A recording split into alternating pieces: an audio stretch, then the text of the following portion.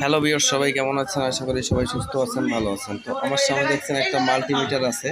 তো এই মাল্টিমিটার দিয়ে কিভাবে আপনারা পার্টস মাপবেন এবং ডিসি ভোল্ট কোথায় দিয়ে মাপবেন সেই বিষয়ে বিস্তারিত আমি দেখাচ্ছি।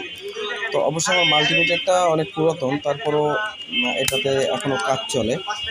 তো যখন আপনারা একটা ট্রানজিস্টর মাপবেন, তো কোথায় দিয়ে একটা ট্রানজিস্টর মাপবেন?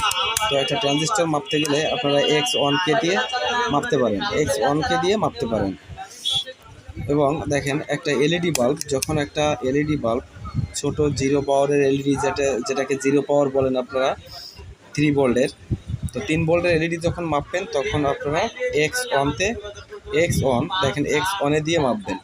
তখন দেখবেন আপনার বাল্বটা হালকা হালকা জ্বলবে। ঠিক আছে? তো এবার আপনারা এম্পিয়ার মাপবেন।